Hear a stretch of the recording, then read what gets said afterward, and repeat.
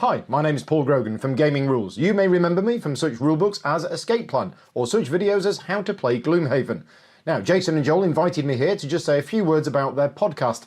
Well, I tried listening to it once, thought it was awful, so I'd switch off now if I were you.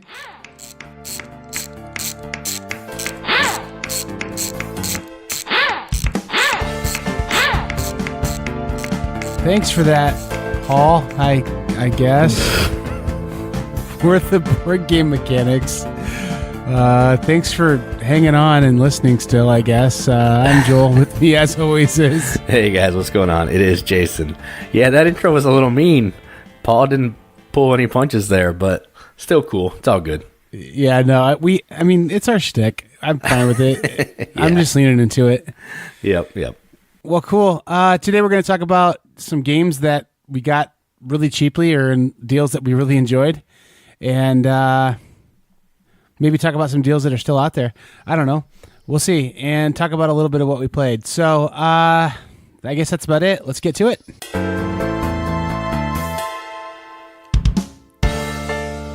Let's get into the news. First off, I wanted to give week number 2 Ignacy update on Predaporter. I got another message, and all it said, after not hearing from him since last week, was very, very soon, winky face. So I'm pretty pumped about that. Yeah. I think he's counting on you backing it. Joke's on him. Hey, Ignacy, you need a reviewer for that game?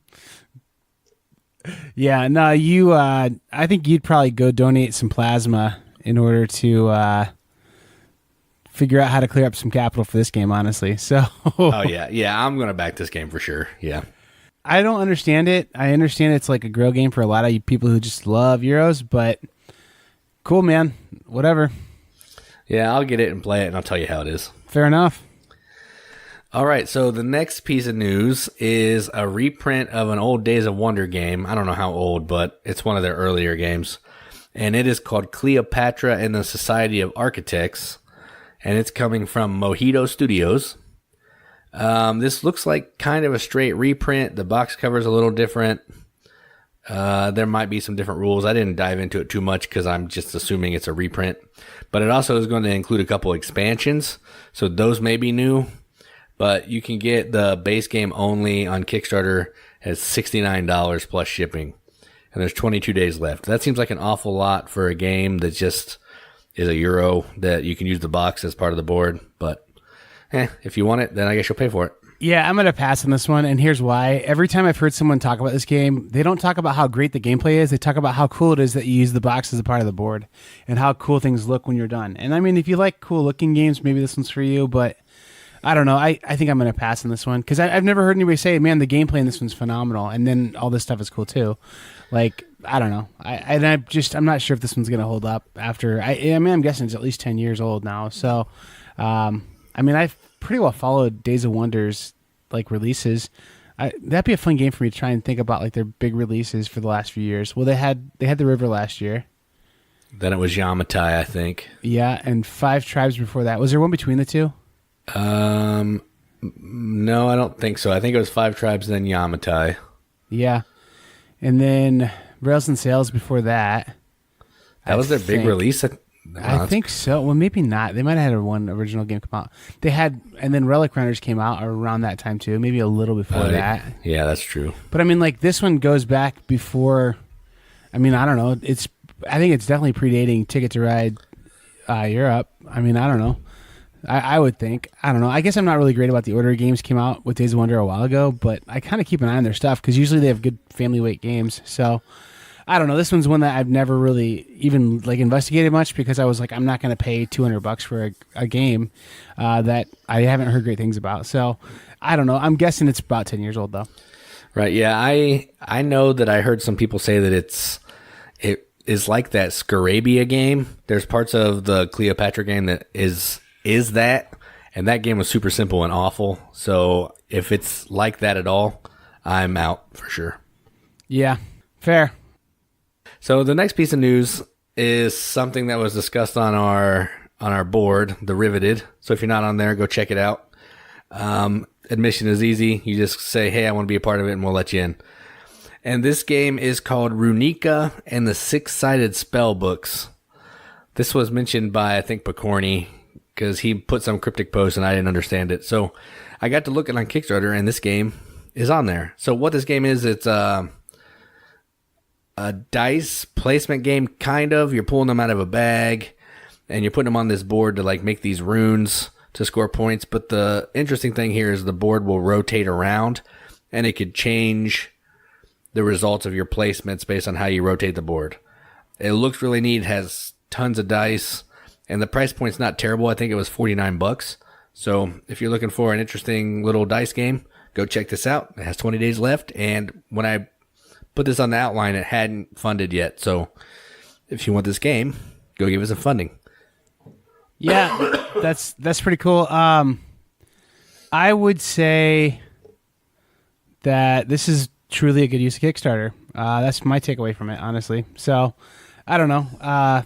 Like it seems like a pretty genuine use of I'm trying to get my game going. So I think it's worth taking a look at. Yep, I agree. It might not be a game that I'm interested in once I actually play it, but it does look neat and it seems kind of interesting. So thought I'd mention it. Yeah, fair enough. All right, that's all I got. Well, cool. I guess we're going to move on to what we played. So this weekend, I actually had a couple nights of gaming, which was pretty nice. I had a day of just 2-player games, and then I had another day where I had 3 and 4 players playing. So I'll talk about a few. So the first game I played 2 players, and it is a game from Renegade called Passing Through Petra. This is one that I've been wanting to play for a while just because it looks cool. Like it has that cool little track where you're sliding people through it and you get to draft them out of there. But essentially what this game is you're trying to get these merchants in different colors, and you're going to use them in the bottom of your player board as someone you're trading with, and you're going to move them to the top of your board to use them as the people who are doing the trading. And each color on top of your board is going to trade with another different color that's in the bottom of your board. You're going to take the top times the bottom, and that's how many spaces you get to move around these little rondelles.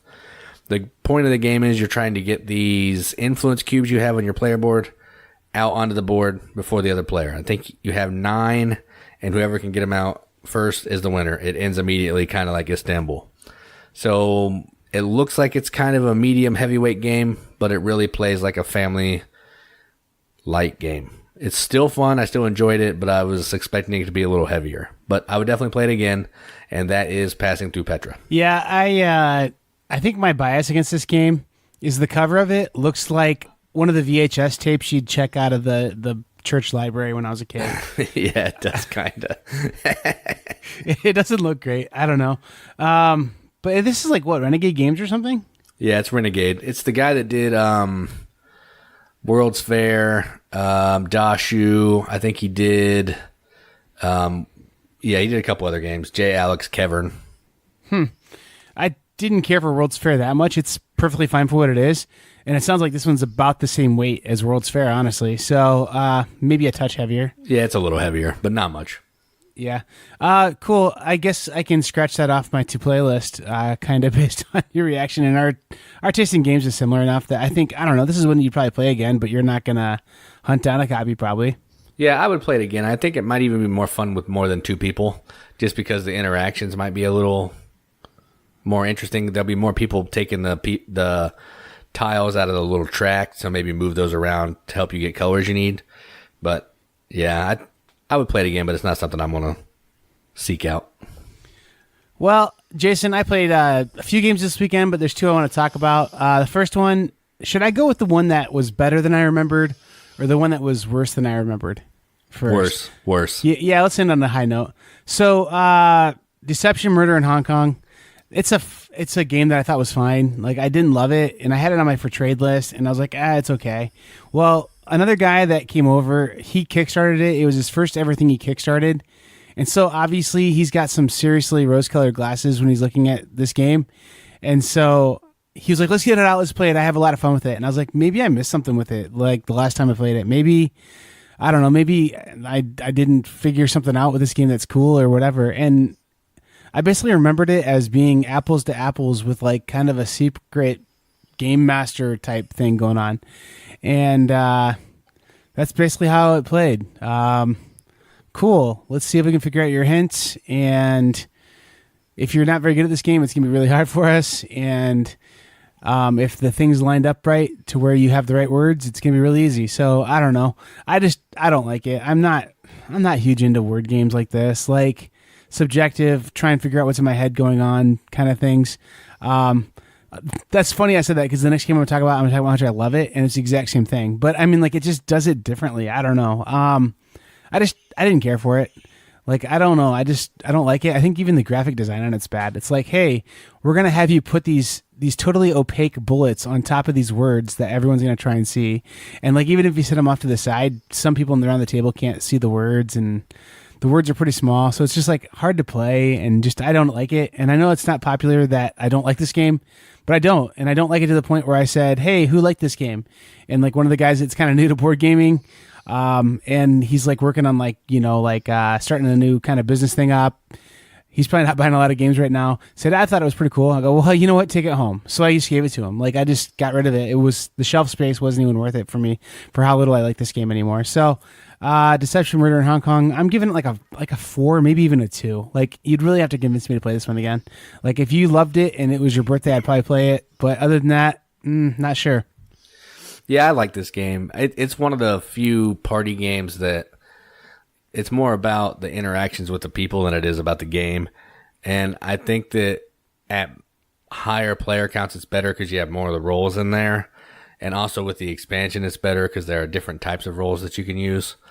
And yeah, I enjoy it. But I can see your criticisms, and I think they're fair, that there's really not a ton of game, but the pieces that are there just aren't that great to look at. I'll give you that as well. Like, Mysterium looks 1,000 times better. Yeah. Well, and like my other thing too is like I kind of don't see the player interaction part. Like, it's like this guy put some bullets on this table, and now I'm going to look at it, and like we're playing against each other really. So I'm not going to try and like talk too much about what I think's going on, and then turn my badge in and try and see if I solve the case, And I mean, like, I don't know. There's some other little roles in there that kind of make things a little better, but like the witness and stuff like that. But I don't know. It's just definitely the dry investigator and forensic specialist and murderer only game is terrible. Like, that's just... Oh, yeah. That is awful. Yeah, don't play that. Yeah, I mean, that's just... And that's the way this guy wanted to play it. He's like, thought it was the best game ever that way. So, woof. Yeah. Yeah, it definitely needs more roles. That makes it more interesting, because then you have people who are like playing both sides, trying to say, oh, yeah, it's this, but they know what it is. Yeah, it's more interesting with more people. Yeah, but even then, like, if I'm going to play that kind of game, I would way rather play... Secret Hiller, yeah. Yeah, I probably got 6 games I'd rather play than it, honestly. Right. Yeah, I'm with you. I agree. I don't know. And like, I'm not going to say, like, if you like that game, I think you're stupid, and like, I would never want to play games with you. I get why people like it too, but like, it's not for me. That's cool. All right. So the next game I played is an expansion to a game. So I played the base game and the expansion. And this expansion is for Dice Forge Rebellion. And I played the Goddess module with some of the extra cards. I thought you were going to say that was the character you played. I was like, of course you did, Jason. Oh, no. It's the same characters as the base game. Just there's a Goddess module, a Titans module, and then like 180 cards or something that you can rotate in and out. And we used all the cards that were just marked with the Goddess icon on the back, just so we could see some new cards. So we got to use this extra die. The Goddess module adds this extra track that you're moving along with your little golem, and you're trying to get these one-time bonuses. And, I mean, my only complaint with the expansion is the game went from a 25 to 30-minute game to about 50 minutes. Like, it almost doubled the time of the game adding this expansion in, which is crazy. Because the one thing I liked about Dice Forge is it goes really fast. Yeah. I still enjoyed it. I thought it was fun. It made it a little more complicated, which I enjoy, but I don't like how it also had to add some time onto it. But that was a Dice Forge expansion, and I'll try to play the Titans module here sometime, and maybe I can talk about that. So the thing I love about Dice Forge is how the game is constantly changing, and it's so fast paced how it's changing. Right. Like you're buying new faces all the time. You're putting, new little cards in front of you that kind of might give you a power. You're trying to acquire stuff to buy cards that get you points. It's just really fast paced, and it's like you said, over in with 4 players, maybe 40 minutes. So making it much longer than that, I could see would be kind of a bummer and bog it down a little. But at the same time, I like the mechanism and how the dice change and all that. The dice rolling, how you're doing something on everyone's turn. I like all that. So, I don't know. I'm not sure how I'd feel about this one. Yeah. I'll definitely play your copy and see what I feel. It's good. I liked it. And it has this die called the Celestial die. On one of the sides, it can give you 12 gold. Wow. Yeah, it's crazy. So there are some of the spaces on the Goddess track that let you roll that die. There are some of the cards that let you roll that die. There are additional die faces, too, that are in the expansion that you can get with some of the cards. It's fun. I didn't like how it added more time to it. And outside of that, I enjoyed it. See, and then I've played this game 10 times, and I've never played with any of the cards except for the basic cards that you play in the beginner game setup. Me too, every single time, except for this time. Like, I've never played with the extra little things on the bottom there that you can play with. Like, I've never been interested in it. Like, I think everything just works so well. So, I don't know. Interesting. I may play around with the base game a little before I even play this yet, too. So, cool. Yep. My second game, Jason, was Decrypto. This game, honestly, it's the same kind of things that I just complained about, where it's like you're giving hints and trying to get people to understand things, but like, I don't know, it's kind of fun that you have a team with secret information on it, and like you feel very clever, like to give clues that people get sometimes, and the other team is just scratching their head. This game was intense that we played this time. Like, we filled the whole sheet up, like all 8 rounds of playing on it, and it went to the 8th round before it got solved this time. And I think if it would have been earlier in the night, we would have torn off another sheet of the pad and played again. It's just a really fun game. I just like it, and I don't know why. Like, it's not typically my kind of game at all, but I do kind of like it. And so in this game, I don't know if you guys know much about it, but it's got those little like red film things that you slide cards behind it, and then there's like a word that appears that you can see on one side of a screen, like a game master screen kind of thing almost, that your teammates and you can see. And there's number 1, 2, 3, 4. You flip these little discs over, and then there's a 3-digit code. And so you're giving like synonyms or little like codes that like kind of are hints that relate to one of the words on there. And then your own team's trying to crack a code, but then the other team's trying to figure out like the code by knowing how those words, they hear the clues are public, and then they hear what the code is, it's public, and they try and document all their data and evidence and try and crack the codes themselves. If you bobble 2 codes and you can't get them right, then you lose. If you intercept 2 codes, you win. So real simple game. But man, I just really liked it. I liked it more than I remembered even, and it's just a lot of fun. I think it plays really great at between 6 and 8. It wouldn't be very fun at 4. And I don't know. I feel like a super big hypocrite because it's like not a similar game to Deception, but like my criticisms of Deception are present in this game as well. But just, I don't know. It plays it in a fast package, fast-paced, fun package. So anyway, Decrypto. Yeah, this is one I need to try sometime because I think it would go over well with my guys that I play games with at church. So eventually I'll check it out. Yeah, it's really fun. Can get a little slow. Like, that's why it has a timer in there that you can flip pretty much any time to say, hey, man, pick up the pace. But pretty casual, pretty fun. Cool. Yeah, I guess that's what we played. So, Jason, I think the other thing that you and I have in common, aside from our love of board games, is our love of saving money when we purchase board games. I think you and I are both suckers for a good deal, and we like to try and make our dollars go a little further. It's almost a game within the game. It's the meta game is how can you acquire games cheaply? Yep. And I mean, I that feels bad to the friendly local game shop who has to sell stuff at like at best 20% off of MSRP.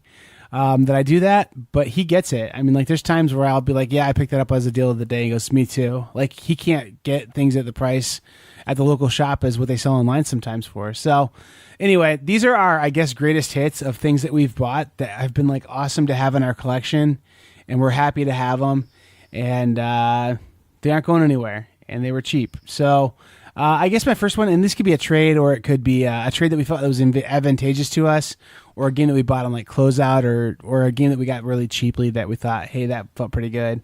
I'm going to start off with a Queen game because I think Queen games on Amazon sometimes are just insane deals. And I got a copy of Fresco for $11. That felt pretty good.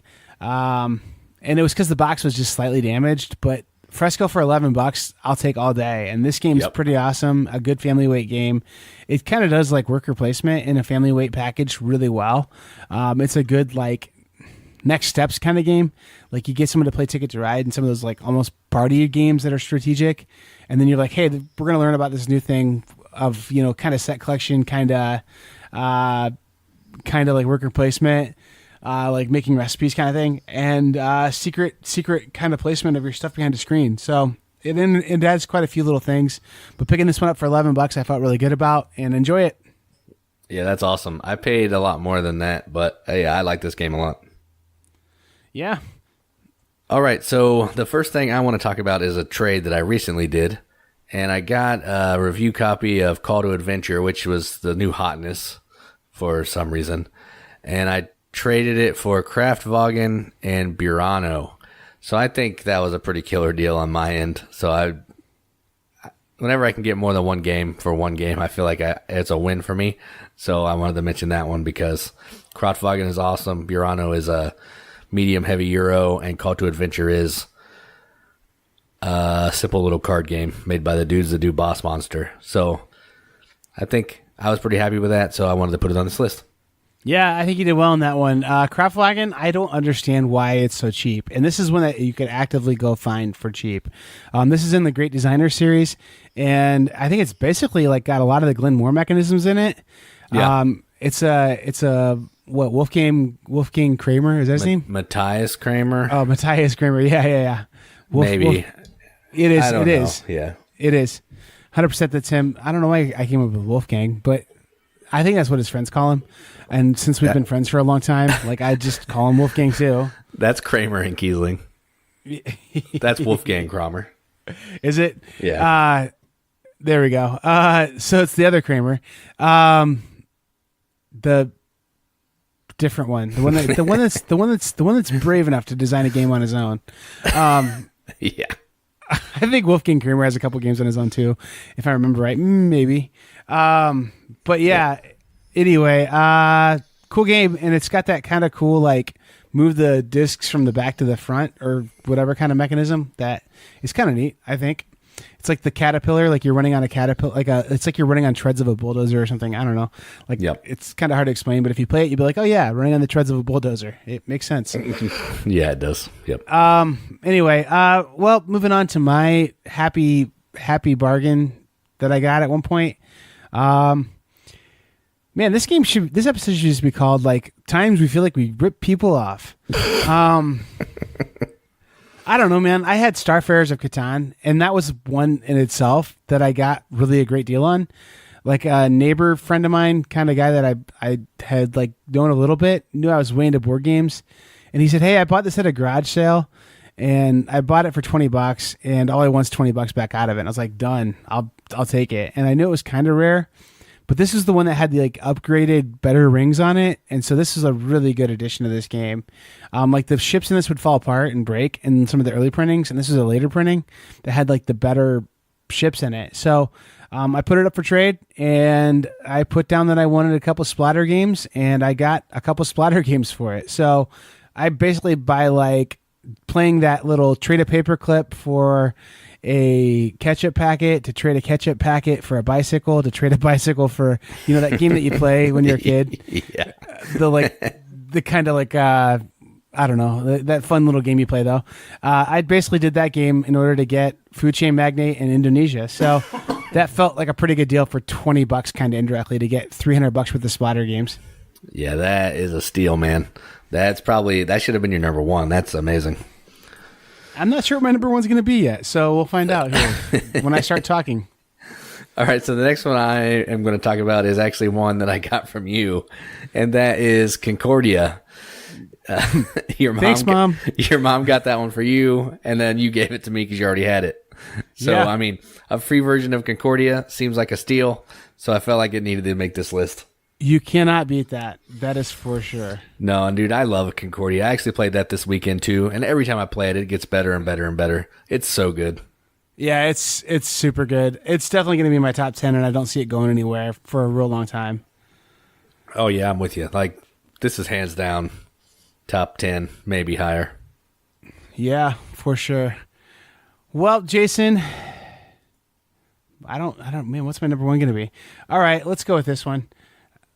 I traded my copy of Battlestar Galactica, which I don't like at all. So this is someone else's best deal he ever got too. But like, I traded my copy of Battlestar Galactica for like 4 games that I've really been dying to get, and that felt pretty good too. So I got Battlestar Galactica off like a bargain table. It was like a former demo game kind of thing, and I think I bought it for like maybe $15.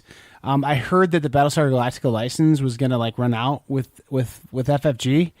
And so I kind of hung on to it, and then I saw that it was kind of raising up in the secondary markets, and I got 4 games that I really wanted for it. And I got First Class, which I really love. That's a great game.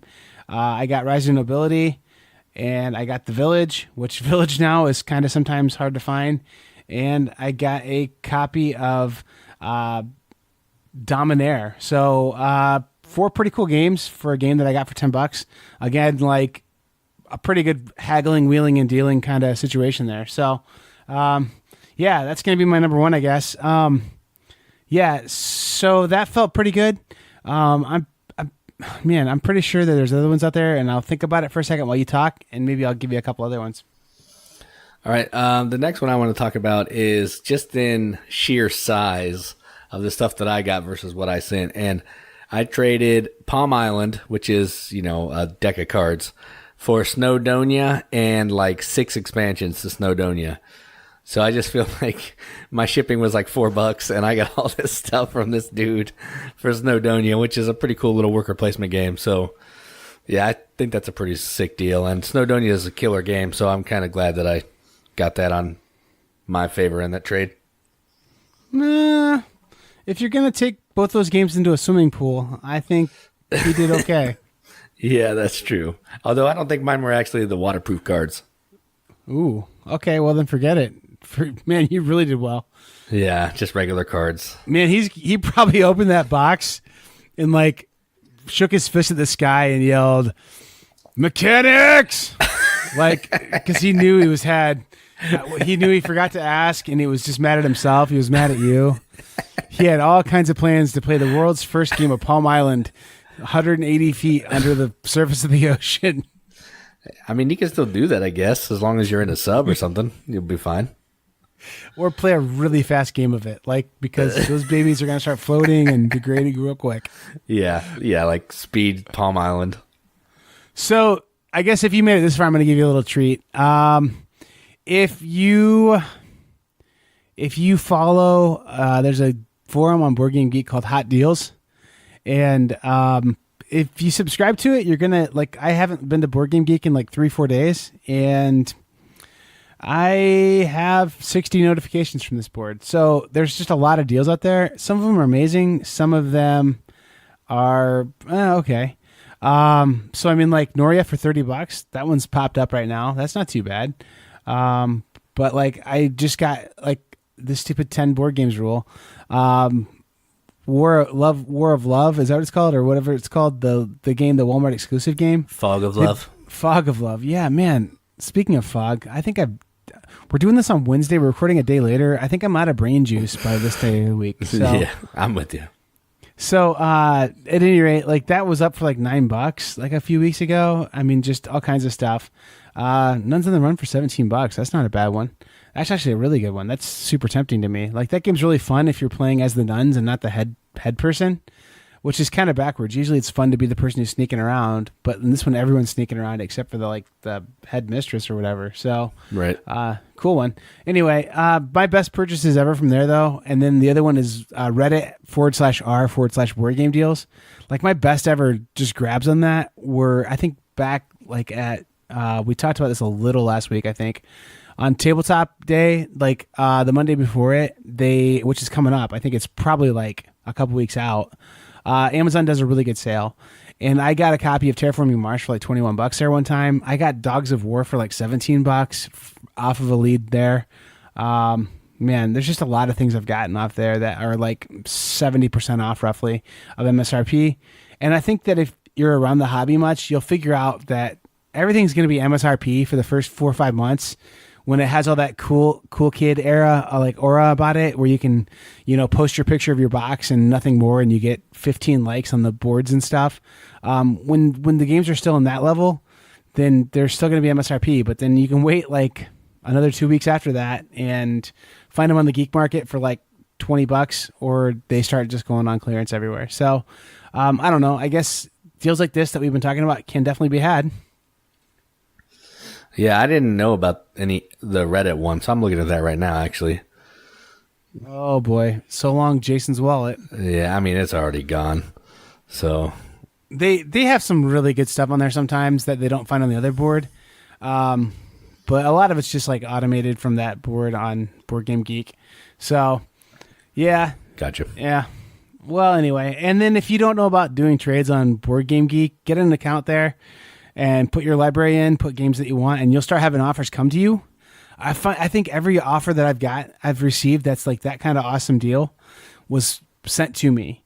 Because I think there's kind of an unspoken rule, and I want to get the word out there to some of the bozos who send me trades, that if you're offering someone a trade, you should offer them a little more in value than you're getting back. Like, I think that's kind of how it should work, to be polite, or at least send them a message saying, hey, I'm interested in this game. Are you interested in anything on my list? And just go from there, But like sometimes when people send me, like, I will give you my copy of Dutch Blitz, new in shrink, for your copy of whatever game that I don't really want to get rid of, So I don't know. There's just kind of a plus side and a bad side of the trades. Just know what you're doing, I guess, over there. Yeah, I don't usually do that. I usually try to get. I usually make those trades that you just said. Real rude, boy. Yeah, I mean, if you don't want it, then just say no. But okay. I am seeing on the Reddit thread that Porta Nigra is $9. Wow. Yeah, on cool stuff. $9. That's one of the great designers series, I think. Maybe not. Yeah, it is. Yeah. Wow. Huh. Well, I'm sure it'll be sold out by the time you guys hear this. So sorry about your luck. Yeah, I don't know. It says there's still 20. Well then, yeah, man. Maybe we should just buy like 12 copies of that to get free shipping, and then like give them away or something. I don't know. No, we can't do that yet. We're just pretty okay. Yeah, I don't think that fits our brand. No, it definitely doesn't. Well, that's funny. Anyway, I guess this is a pretty dry episode, but that's okay. Sometimes you got to have a dry one to make up for the just absurd one that you had the week before. Yeah, I agree. Well, anyway, I don't have much more to say. And Jason, it sounds like you're kind of getting sick. Yeah, I'm just trying not to cough all over the place any more than I already have. And depending on how like awesome I was with the editing, you may or may not have heard that. So yeah, we'll see. Well, anyway, good news is I'm on summer break in a couple weeks. So the boys of summer, the zany of the zaniest, will be back. Hang in there, kids. But for now, keep gaming. Yeah, keep gaming.